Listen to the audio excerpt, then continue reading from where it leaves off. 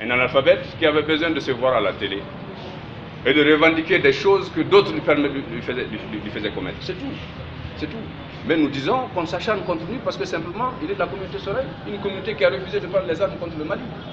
On vous sent révolté, mais il y a une petite victoire peut-être pour vous, on n'en a pas parlé actuellement, c'est qu'il est cité, mais il n'y a pas de qualification en tant que terroriste. Est-ce que vous pouvez nous expliquer ça? Vous savez, ces qualifications sont tombées depuis longtemps devant les magistrats instructeurs et nous avions demandé d'ailleurs que tous les chefs d'inculpation tombent.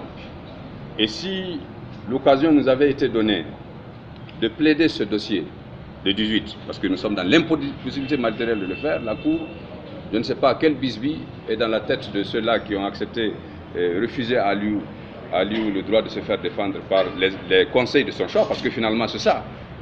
Quand ces avocats vous disent, si vous accédez à la demande des parties civiles, lesquelles parties civiles sont peut-être même fictives, nous parlons en connaissance de cause, monsieur. Nous parlons en connaissance de cause. Ces parties civiles, la première personne qui leur a tendu la main, c'est nous. C'est nous. Avec une autre casquette, en tant que président de la commission juridique du Coran. Les éléments d'amputation, c'est moi qui les ai mis à la disposition de qui il faut. Donc je connais les parties civiles, je connais quelles sont les réalités, je connais les réalités réservées, je connais quelle est leur moralité. Et je sais que la plupart n'existent même plus. Donc nous ne savons pas pourquoi ça a été renvoyé. L'infraction de terrorisme est tombée, parce qu'en vérité, je vous dis, le terrorisme c'est quoi? Aujourd'hui, les terroristes pour le peuple de Gao, pour le peuple du Nord, ce sont les éléments du MNLA, point barre, et ceux qui les ont soutenus. Les terroristes, ce sont ceux qui sèment la terreur. Qui a semé la terreur à Gao? C'est Moussa Agassadine et les siens. Qui a semé la terreur à Gao? C'est Najim et les siens. Qui les ont soutenus? C'est mon ami, c'est toi, France 24. Qui a fait l'apologie du terrorisme? C'est France 24 et RFI. Donc pour nous gens de Gao, Aliou est un héros. Prenez votre micro, promenez-le à Gao. Un résistant. C'est un héros, c'est un résistant, c'est un patriote. Et Aliou a la bénédiction de tout le peuple de Gao. Tout le peuple de Gao. Et je dis, mon scandale est vraiment grand. Je ne sais pas pourquoi on ne veut pas que ce monsieur soit défendu par ceux qu'il a choisi d'être défendu. Et c'est bien dommage. Pour vous, la décision de la Cour est complètement injuste?